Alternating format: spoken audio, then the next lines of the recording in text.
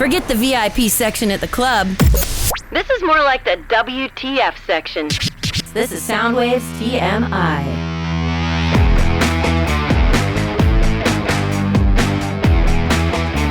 Welcome to Soundwaves TMI. Chasta, Dennis, and Steve with you in 2023. We're well into it. I don't know what the embargo, if you will, is on Happy New Year. Like, are we done with that? I just heard somebody talking about that on the radio, actually. They said the rule is don't say it after the 7th.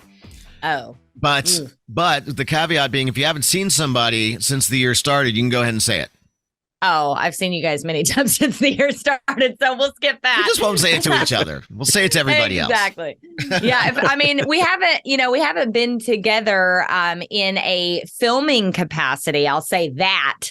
In 2023, yet we've just been doing, the TMI thing, which I really like, the audio podcast format. It's something different and new. But yeah, the last big shebang before the podcast started was, of course, Soundwaves Christmas, which we love and are excited about every year. This year is going to be no different. We had some powerful stuff that happened on that filming day that we haven't really talked about, that we really kind of wanted to bring into the fold here on the podcast because it's really incredibly important.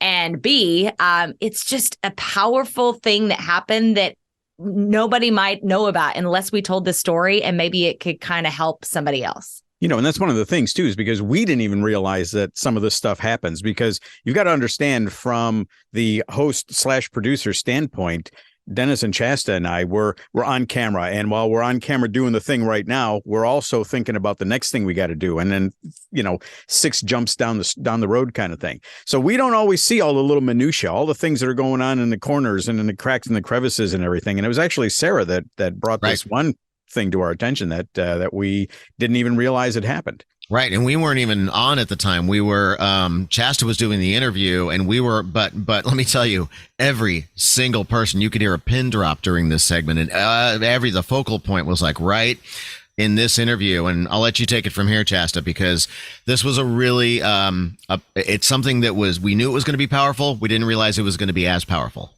Yeah. So this is a question that we ask ourselves. Do we want to take this on inside of a Christmas show? Because, of course, Christmas time is happy and light and everybody's joyful and all this stuff. And that's the surface level of it, right? But when you dig down underneath that, sometimes you realize that some people really have a hard time at the holidays. And it's something that we felt like talking about might help others. And so we decided, this is a conversation about something as hard as suicide.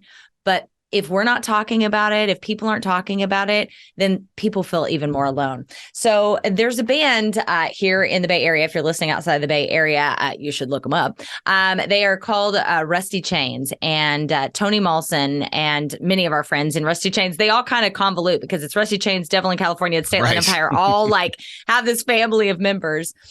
So he started a fundraiser or a charity show, I guess I should say, several years ago to help with suicide prevention here in San Francisco. And they have raised tons of money over the years to hand over to this great organization. And so I wanted to talk to him about it. And we really went there, and we were talking about how tough the holidays can be and how people feel alone, and, all kinds of emotions come up at that time of year. And in fact, most recently, he had a friend pass away of suicide.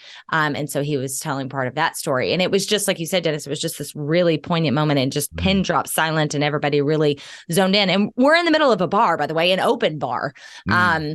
And so after this is all done, of course, there are tears shed, and we're, all hugging and everything. And then we keep moving on because we're filming an entire show.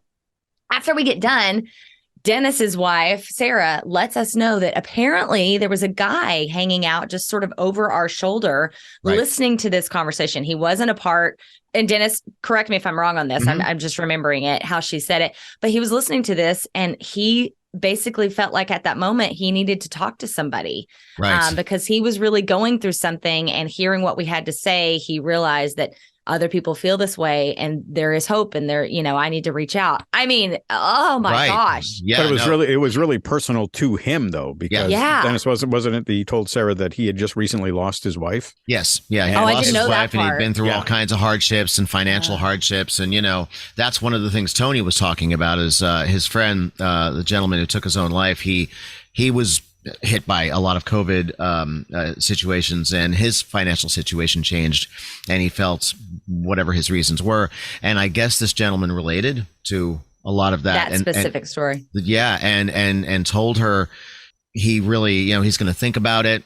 It really meant a lot to him. It's giving him some pause to whatever. And he didn't come right out and say it, but the implication certainly was that he'd had some dark thoughts, and that hearing Tony and your interview stopped him and made him look at it from a different perspective. And I can't think of a more powerful moment as it pertains to music than that, Mm-hmm. Mm-hmm. Well, and that's part of our job, right? Is expressing the power of music. And sometimes I think when you talk about that, it can feel a little cheesy or cliche, but it really is very healing. I mean, it's been healing to all of us in a different way through whatever we've gone through in our lives. I've talked about this on Soundwaves. I had a year in 2006 where everything fell apart all at once. For whatever reason, the stars were completely out of balance, and I went through it. I mean, I was going through a divorce. Yes, I was married before. People freak out. They're like, what? Yeah, I was married before, went through a divorce. My dad passed away. I got evicted. I got into a car accident. All those were all in 4 months. And and I just remember the only thing I knew to do besides be deeply reflective in meditation and prayer was music. That was all I could hold on to. And I had playlists, and I poured into music that I didn't know, because some of the music was just too tied up in those humans that were involved in all that stuff that had gone wrong. Right. So I needed new music to explore, to build new memories. And I found artists like Ray LaMontagne, that I just fell completely head over heels in love with. And he helped heal some of that. And there were lots of artists and lots of playlists, but it pulled me through. It pulled me through that really dark time. Interesting. Steve, you and I have often talked about how music is our drinking buddy, and how, like we get nostalgic. I can certainly say my pal Whiskey and I have sat up, at night a couple of times and gone back and listened to a few things, and and you're right, it's a time machine, but at the same time, there's something about playing that song, going to that place where you're maybe not necessarily reliving it in an unhealthy way, but looking at it from a new perspective and kind of putting it where it goes. It's a very healing thing. Well, I self-medicate with music often. I really do find that I will get to a point where, I say to myself, I need a reset. I'll find myself going down that rabbit hole, a little bit of a spiral, if I get a little bummed out about this or a little depressed about that or whatever. I find I need a little pick me up, and I get it. I know that when the music is done, when the needle gets to the end of the record, the real world is still out there. The problems are still there and everything. But I need to be able to kind of get on that life raft for just a little bit sometimes. And sometimes it's inspirational music. Sometimes it's loud rock and roll. I mean, it's kind of like hair of a dog. It's kind of like, having that beer the next morning, even though you're hungover as shit, you listen to stuff to rev yourself up and to get yourself inspired again. But sometimes it's melancholy. It's slow. Sometimes it's just instrumental.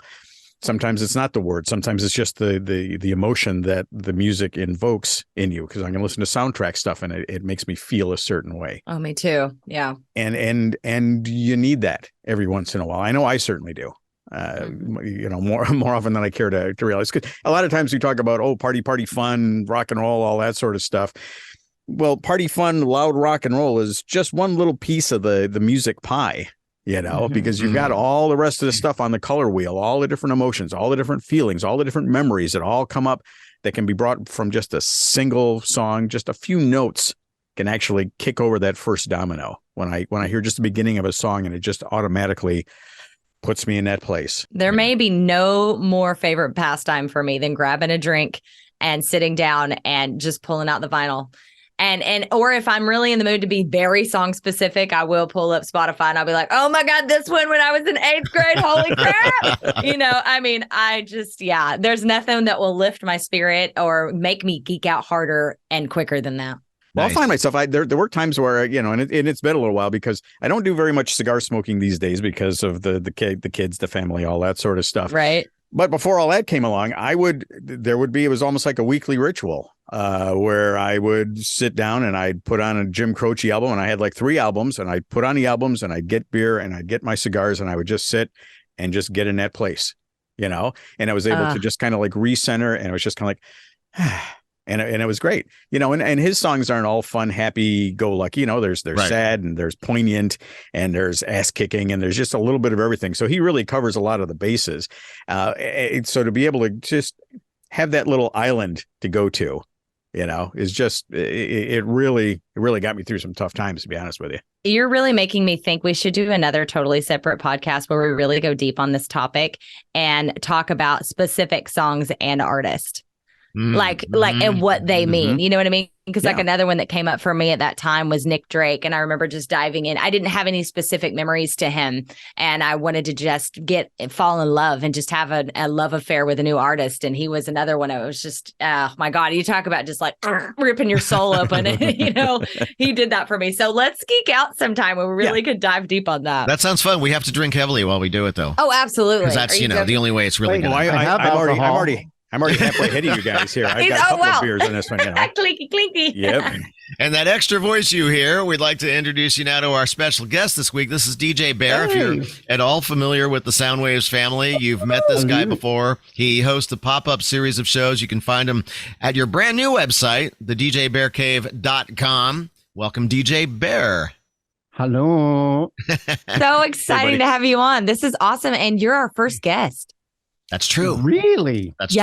Yeah. You popped our cherry. Of course, I was going to try and keep it PC, but if that's what you're going to do, you came to the wrong place, buddy. Okay, we can't do worse than intern Steve at the Christmas show. Oh my God, for real. That is true. Anyway. Yeah. A little inside baseball here. The whole reason why you're with us today is because you had some amazing things to say. And sorry, intern Steve, but if you're listening to this, you had a bit that kind of took off and went to weird places. And as it turns out, we had a technical difficulty and couldn't use it anyway. Shucks. But it happens. Oh yeah. And then you said, look, I wanted to talk about this, and I'm like, that's perfect. Let's not do that in 45 seconds. Let's stretch our legs and have this conversation. So tell me about your show. Tell me about PopOff, because it's a really unique approach. First of all, you do this like 4 minutes at a time, and you can go 5 or 6 hours. So, kudos to you right there. We are talking about playing music, right? We are. Sorry. Okay. Wait. Steve's on a roll today. Okay, I have stamina, not that kind. Tell us about the show. Where does it come from? Where does all that love of music? Well, yeah. I love this on an audio podcast. I'm going to be sure visuals. But that's my grandfather, who was in radio back in the 40s. What? Johnny Toffley in the Bay Area, by the way, on NBC. I know, kidding. Nice. So that's kind of where it comes from for me. Growing up, there was a lot of music in the house, of course, of various varieties.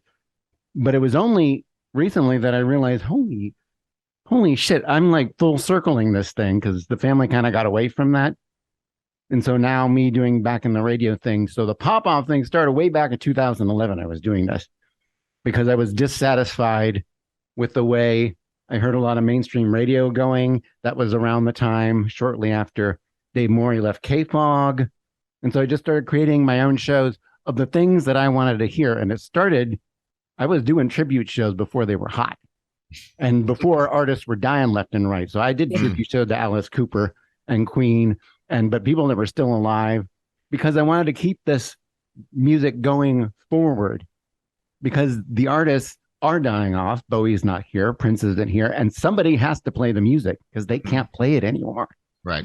And so this is like the bedrock foundation of everything that's come after. And so I call it PopOff, the sound of musical curiosity, because that's what I'm about, is being musically curious. You hear something and it takes you from one place to another direction. The stuff I've heard listening to things on the bone. Yes. But then send me in another direction, or on websites I follow, like Saving Country Music. They're the ones that led me to Blackberry Smoke. Yes. Oh, you and I share a love for Blackberry Smoke. Yeah. So there's that's just the history that I have in the family with that. But really, it was my own musical curiosity and dissatisfaction with the content being put out. And then I found you people, and I was like, wait a minute, you're doing basically what my grandfather was doing with the local community thing. Oh, side note to that, by the way, because it is important. He was on a train to Hollywood where he ended up performing on the train for troops, singing with a gentleman who kept insisting he should come down to Hollywood to move there. And he didn't do it because the family was up here and that's where the radio show was. And he wanted to stay local to the community. But the man that wanted him to come down was Bing Crosby. Stop it. Wow. Stop it. Yes. That's incredible. So that's also in the family. Like, no. They don't need me down there. And they need me here in the Bay Area doing my thing. So, yeah. So then I ran into Dennis by way of Dave Morey. And here we are talking about the power of music. Well, and we adopted you and we're never letting you go. So hope you're cool with that. You're in our family now. There might be a man in Seattle, but that's a different story. Ooh, on another podcast. That's a whole nother episode. Yeah. Okay.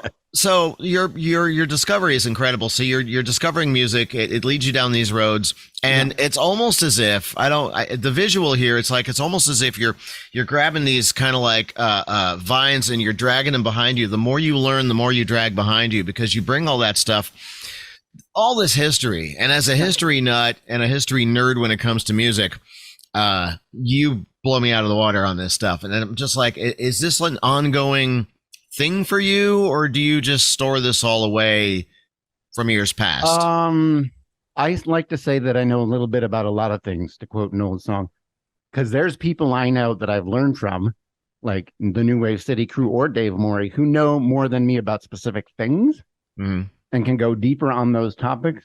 But my whole focus is just a general.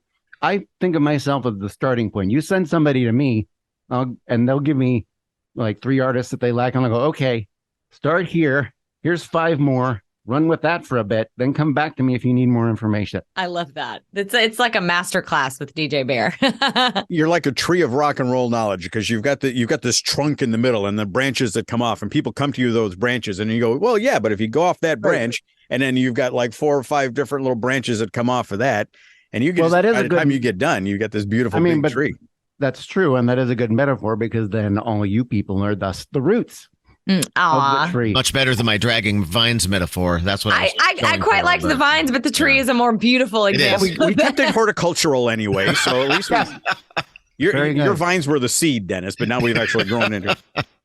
Bear, when did this whole love, or I would even really call it an obsession of yours with music start? Because I'm impressed with your memory too. I don't have the greatest memory, which is kind of like I joke about it a lot, but quite frankly, it's a bit of a scary notion for me because my grandmother had Alzheimer's, so I always worry about that. So I use lyrics to make sure my memory's still popping, and I'll try to memorize an entire song, things like that. But I do share an obsession, I think, with you. So where did it all start?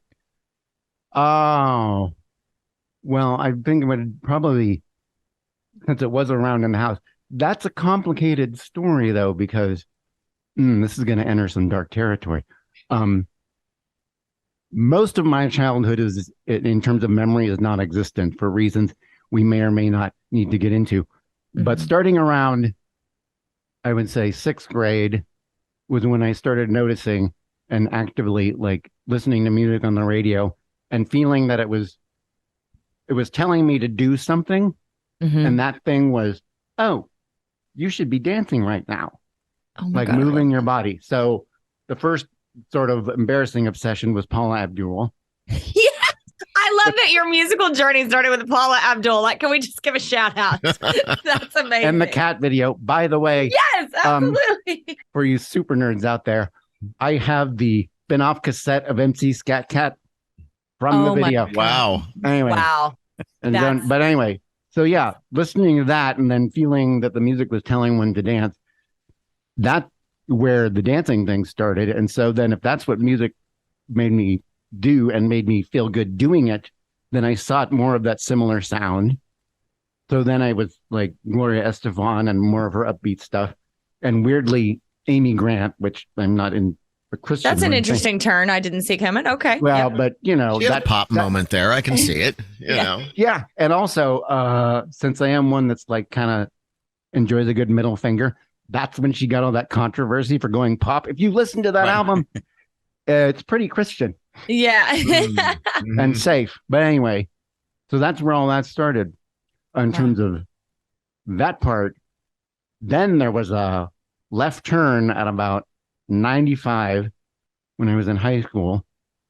And that's when a lot of the depression and stuff comes into it. But Melissa Etheridge had released her album, Yes, I Am, in 93, which I had owned and somewhat had been listening to just because it was the videos were on VH1. But at some point, I sat down and actually listened to the song Silent Legacy. And that's when I was like, holy shit. Wait a minute. People are actually saying things other than straight up now tell me, is it going to be you and me forever? Like Right. Yeah. telling actual stories. And she was telling her specific story, but in doing it in a very specific way, I at the time didn't recognize it, but now that song and me is like, yeah, we have the same path. And that's a turn that weirdly sent me in a direction down country music, which is a genre that gets a lot of this and that sometimes, but I love it because lyrically it's telling at its best. It tells stories and it's in your face. Like Loretta Lynn said, Oh, yeah. country music doesn't do poetry because the people that they're speaking to don't have the time for that. Working a 9 to 5, you can't read metaphor. It's take this job and shove it. That says it right there. That's right. That's a great You know, don't come home with drinking with loving on your mind. Yeah, Yep. right in your face. Yeah, it's true. So Melissa Etheridge sent me down the whole lyric thing. And then from there, it was just like, okay, what else is... Oh, also, at the time in high school, weirdly, I was very obsessed, not with what was going on with my peers, but the stuff that came before. And I wanted to know, like, this didn't just show up magically out of nowhere. And so another wake-up call moment was I was listening to KFRC Oldies Radio, Tommy James and the Shondells. I think we're alone now. And I just, wait a minute. Yep. Wait, stop. No. This is Tiffany's song. Where did this come from? What? Yeah. Yes. Oh my God. And that was another like light bulb moment of, okay, there's a whole world of music before this that I need to investigate. Because if that song isn't hers, what other songs am I listening to that are covers or were written by other people? Right. So there's that whole spectrum of stuff. Gosh, you're blowing my mind. We have a lot of similarities in everything you just said between artist and how it all came to pass, like light bulb moments of, you know what I used to think? This is funny. When I was real little, I'm talking 5 or 6, I didn't understand what radio was. Obviously, I didn't really get it. I thought that each band was in the radio station playing each song. And I was like, how they do it? That's Well, then you learn my parents' generation. We thought the monkeys were playing their own instruments. Right. I mean, it's mind blowing as a kid when you really start learning what this magical thing is and if it means something to you. I love your start. That's so wild. I totally relate on so many levels.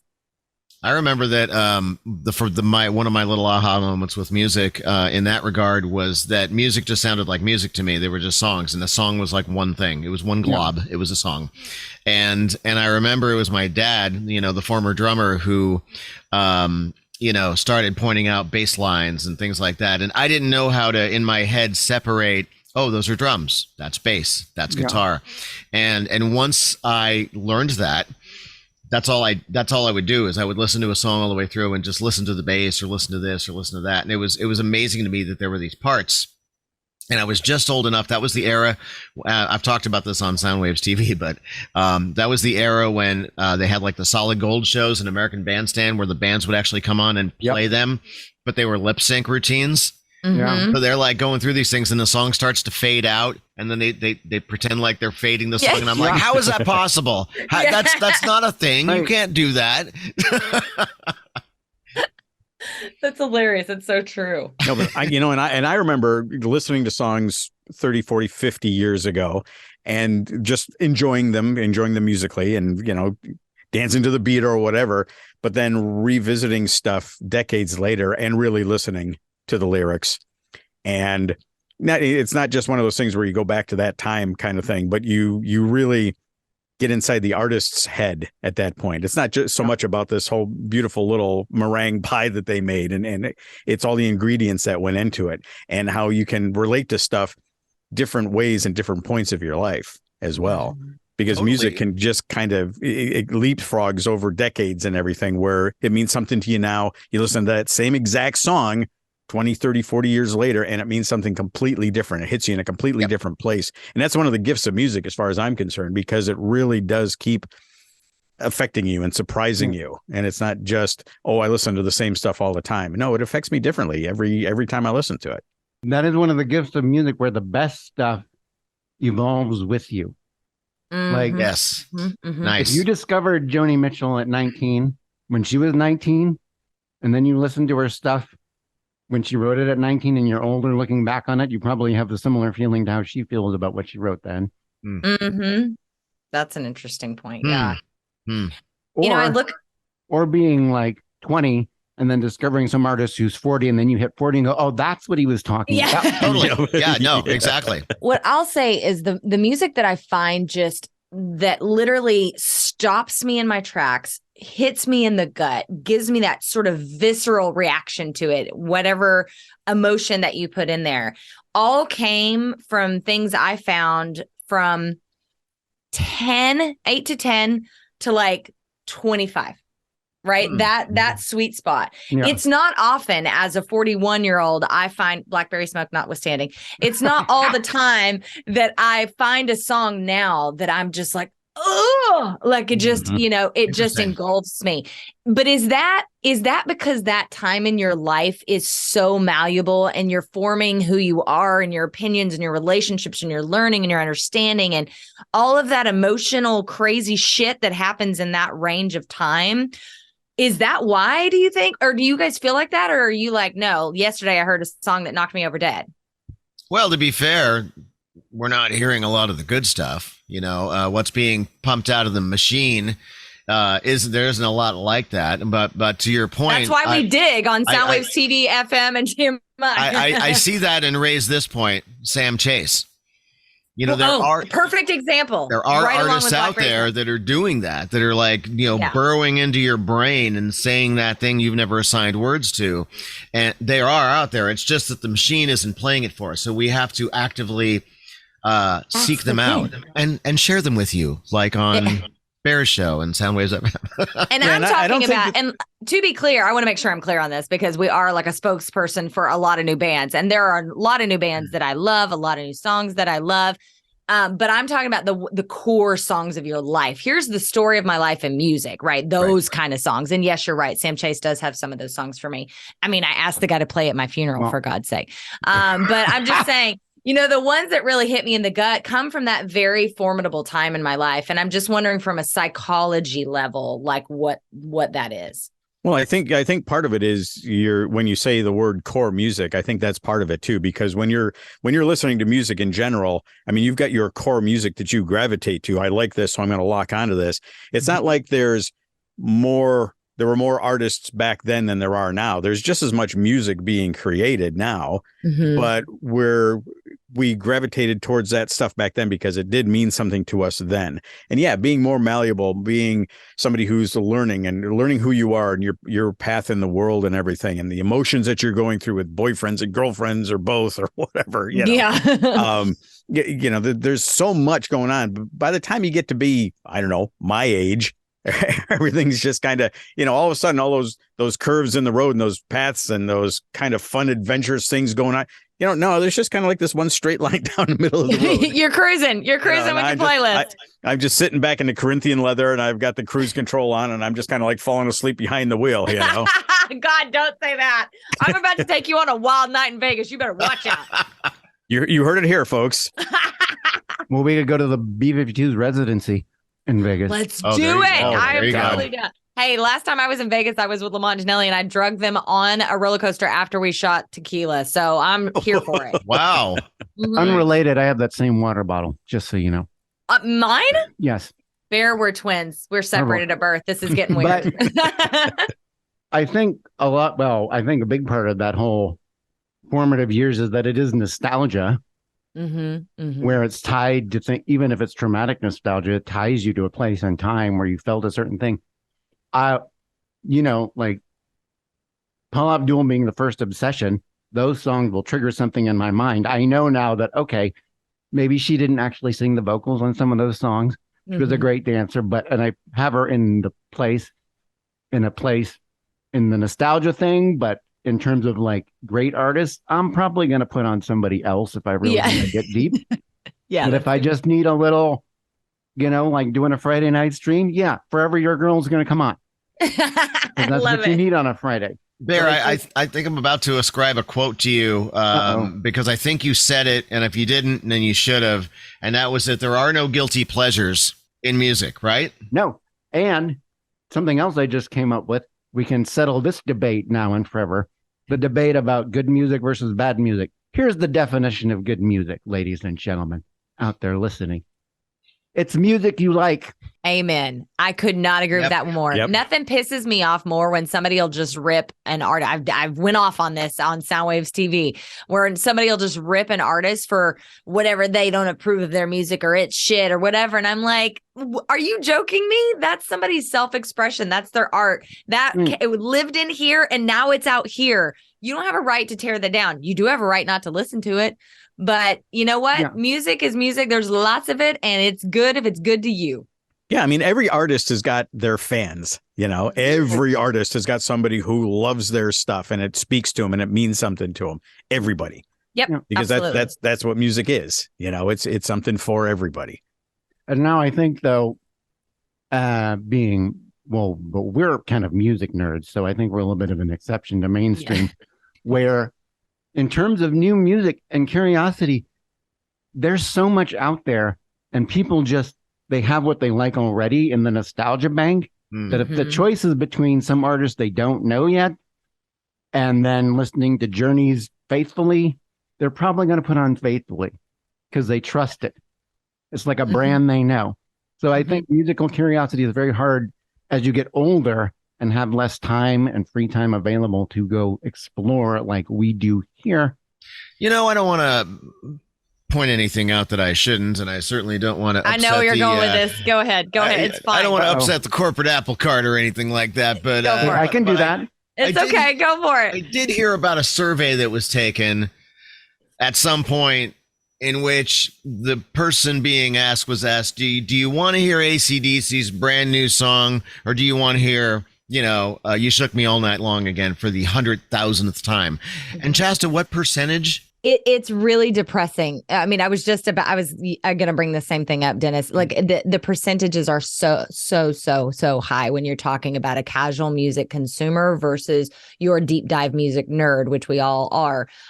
You could do it. If I went and opened the Bone text or phone lines right now and I said, pure requests, let's go. There'd be some really fun requests. There'd be some people that would like throw something out of left field. There might even be a couple of surprises, but I guarantee you, hey, can you play AC/DC Back in Black? What? Like, of course I can. Sure, for the 10th time today. Yeah, we can do that. Because like I am a corporate radio station, and corporate radio stations, they function because they are businesses, right? So we have to serve masses. We're not serving us for music nerds who like to dive deep and like B-sides. We're going for mass appeal, right? So when you go for mass appeal, you go for hits.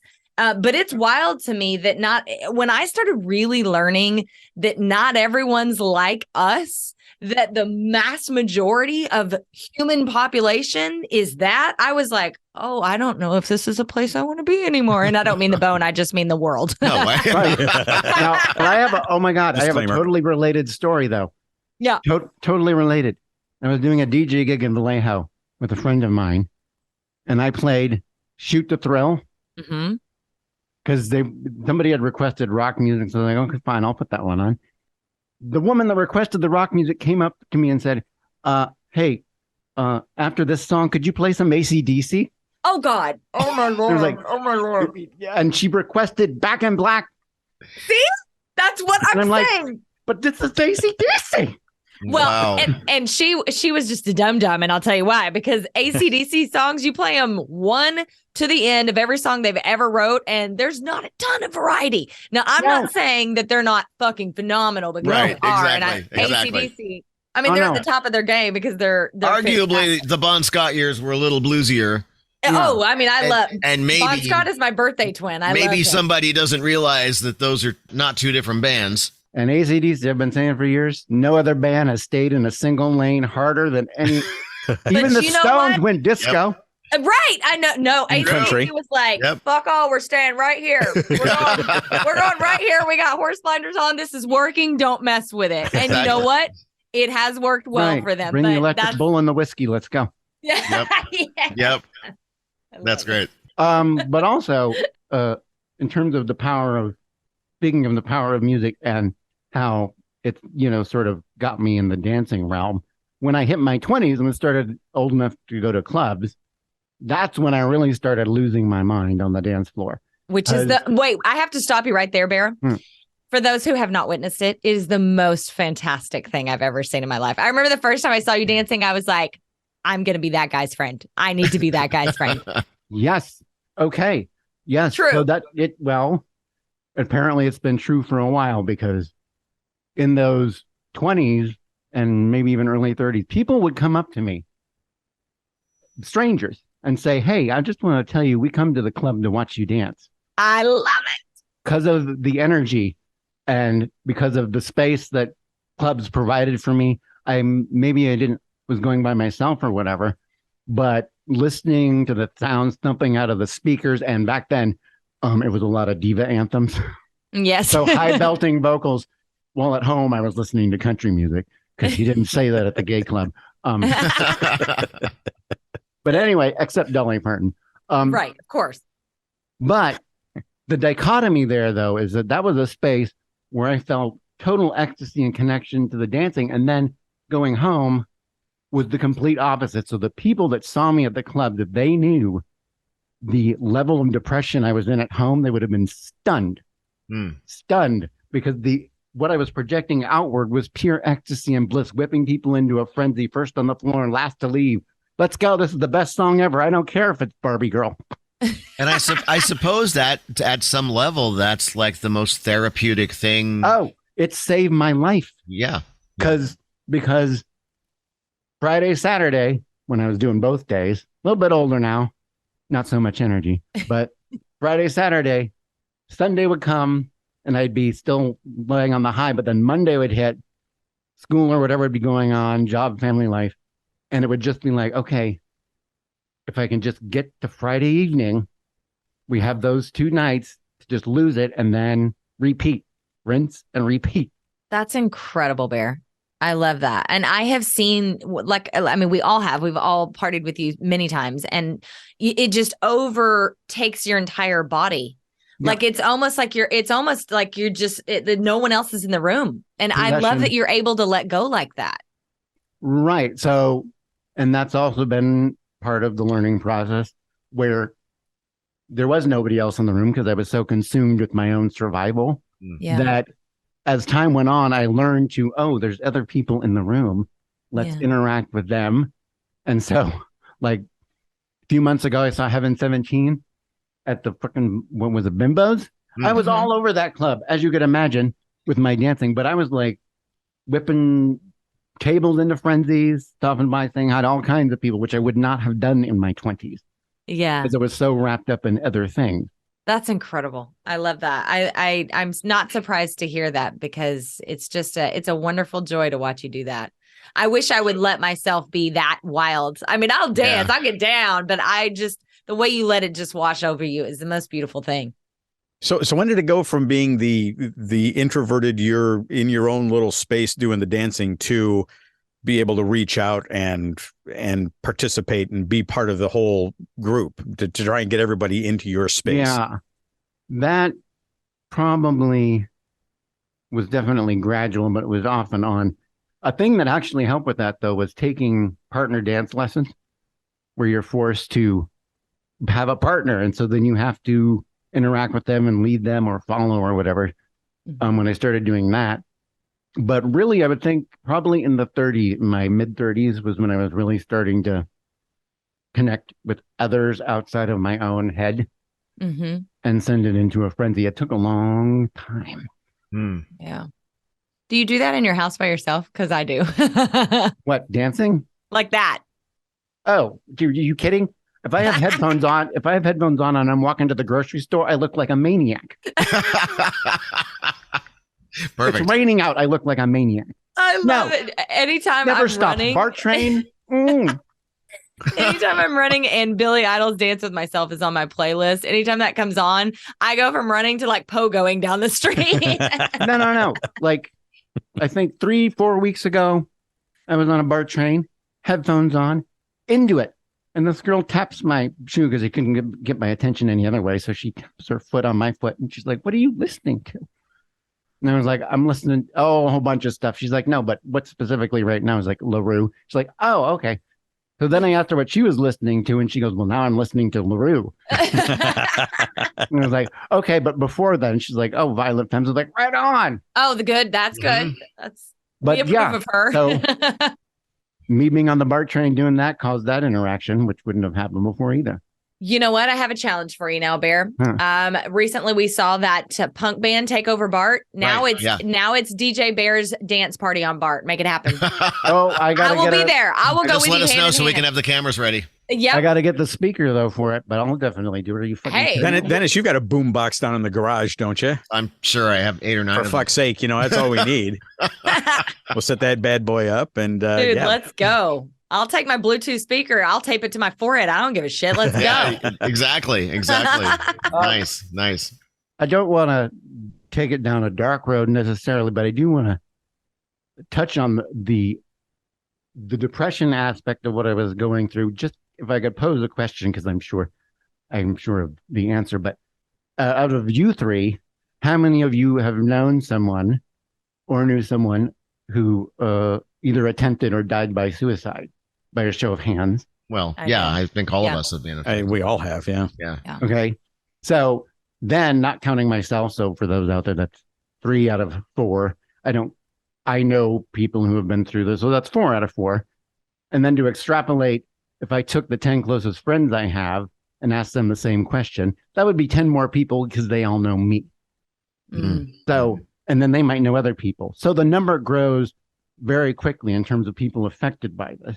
In terms of people going through this. So when we do the Soundwaves Christmas episode and we bring that attention to the public, which is very important to do to keep it in the dialogue. It's also good, though, to recognize that it's a very complex for all parties involved. So often we focus on me going through it, but we don't focus on those around that are also going through it because they have their own things they have to sort through and deal with.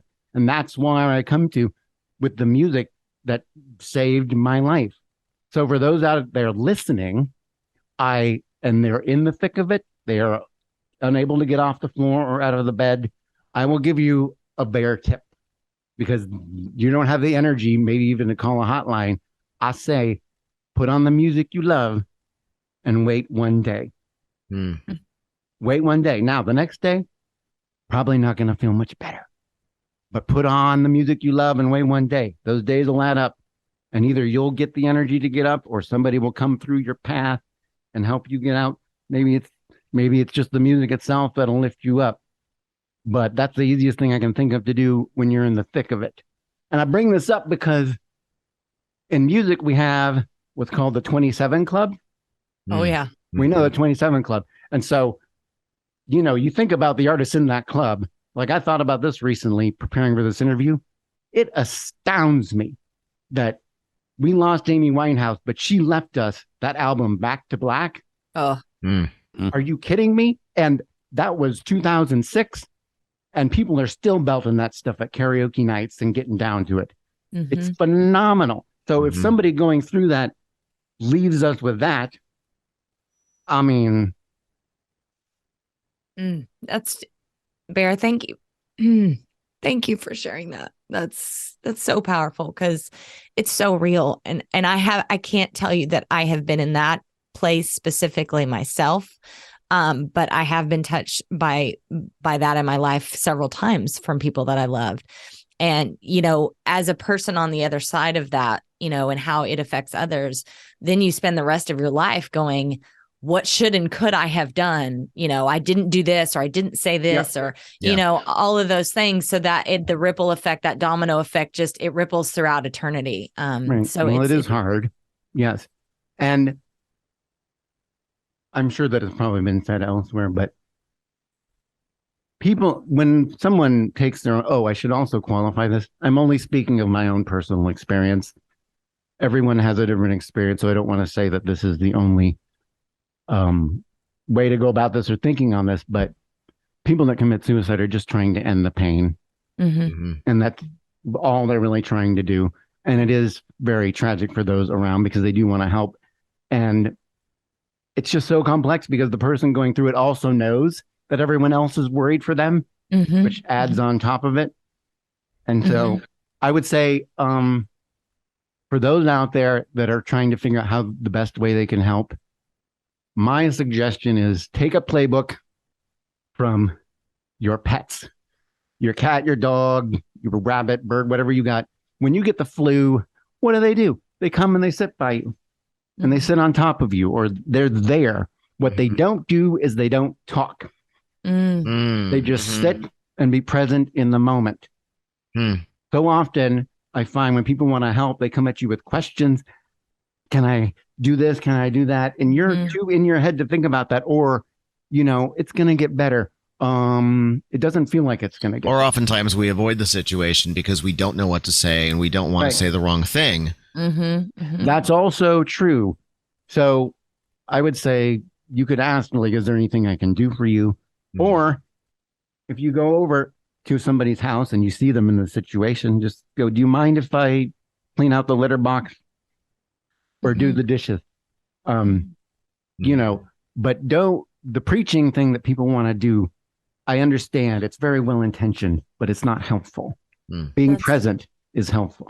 Well, that's why I do think having really the conversation is important, because especially from the perspective of somebody who has experienced it. And to be perfectly honest, Bear, I've gazed down that dark well once or twice myself. And your suggestion about because you always hear the one day at a time kind of thing. I love the idea of listen to your favorite music and then see what tomorrow brings. Because that's something that you can do, and it's something you don't have to really work on. Everybody's got their music right there, and it is a crutch that you can lean on. And you can't, you don't want to burden people with your problems. You don't want to make anybody feel guilty. You don't want to make anybody feel bad. But the whole idea of just letting somebody know that you are there for them when they can't be there for themselves, maybe is great. It's great advice. But keeping the conversation going, I think what we're doing, and I'm not saying we're going to save the world or even one person or anything like that, but the fact that we're willing to have the conversation.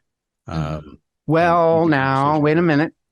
I recall after we filmed the Soundwaves Christmas episode, the story came out about the guy at the bar hearing us filming that segment saying, I think maybe his wife had just passed or something, but I'm not feeling so great. I think I need to talk to somebody.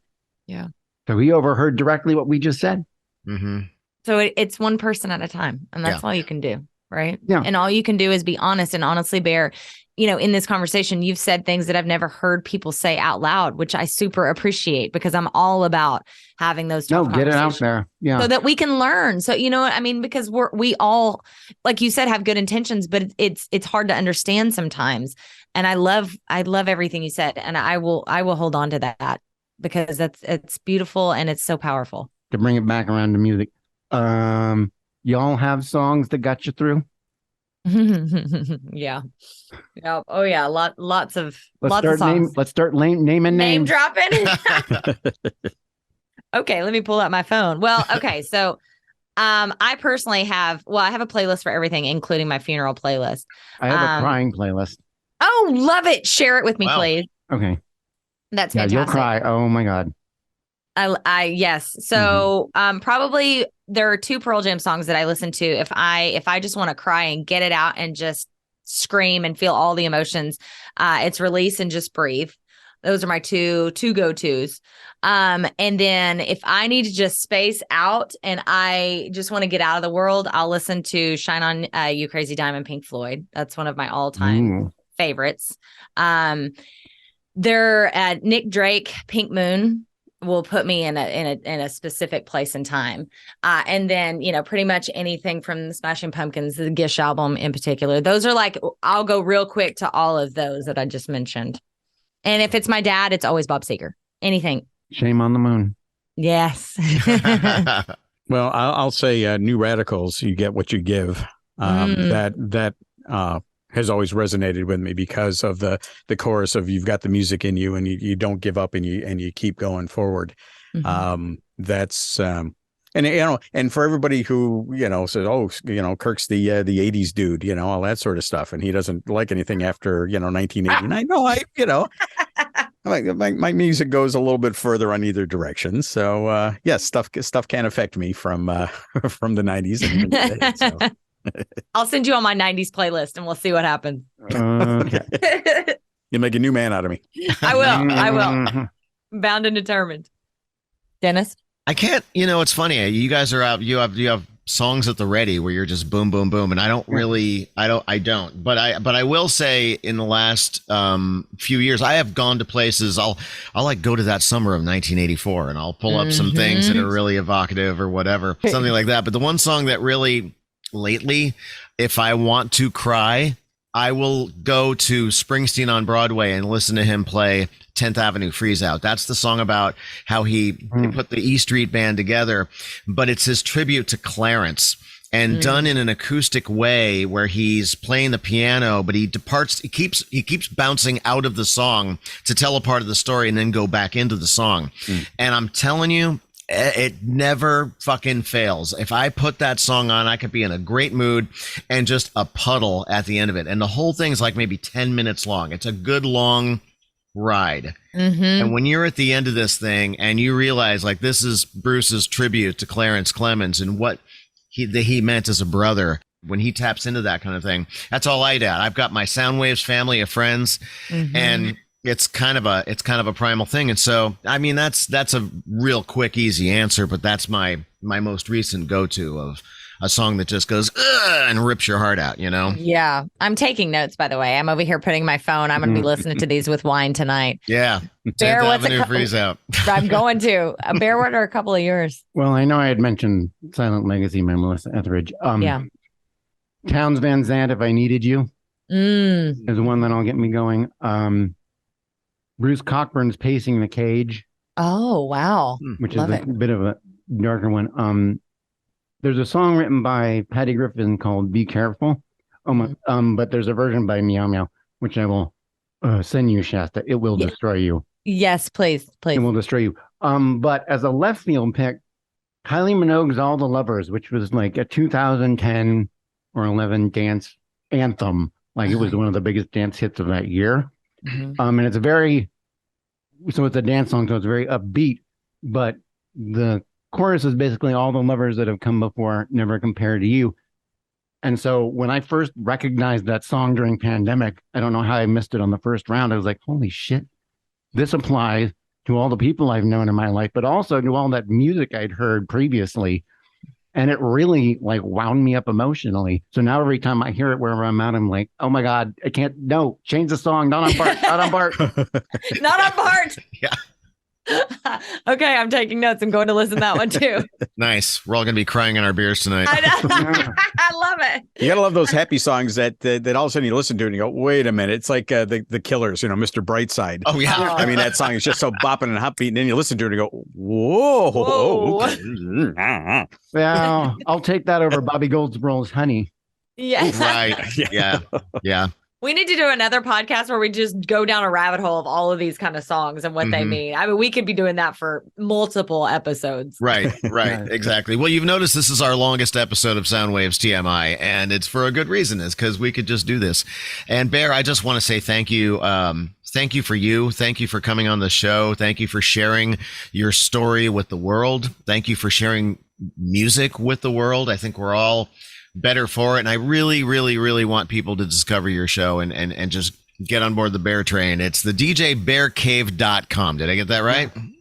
Okay. Right. But more importantly, soundwavestv.com. Well, I'm there too. You're there too. You are at soundwavestv.com. And you get all kinds of stuff there. Everything, all of Bear's shows, most of Bear's shows, are archived there as well. Not the live streams, but that's okay. And we're turning Bart into the bear cave. Let's do that. Oh, yeah, let's do that. That's a natural right there. What? I'm telling you, I'm strapping a Bluetooth speaker to my body and we're going for We'll it. figure out how to get a party started on Bart. That's not New Year's Eve.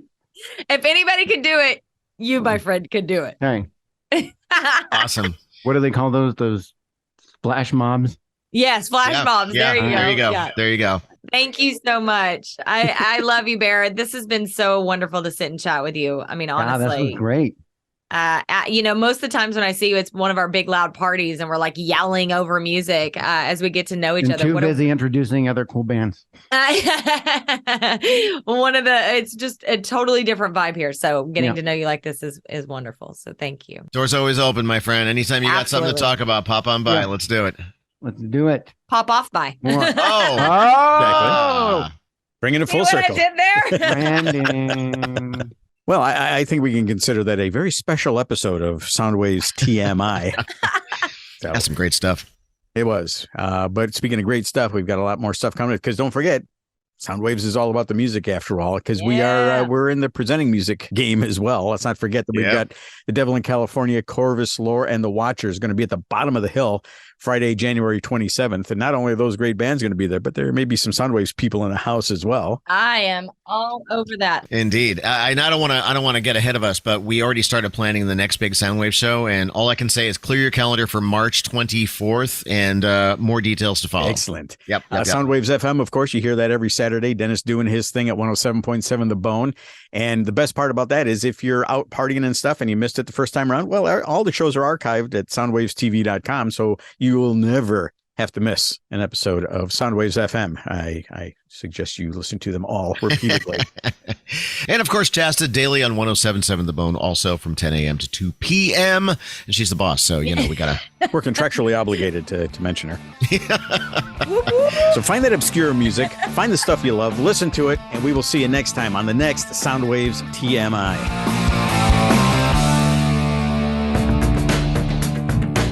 Thank you for listening to Soundwaves TMI, featuring Chasta, Stephen Kirk, and yours truly, Dennis Willis. The part of the announcer was played by Kelly Ogden.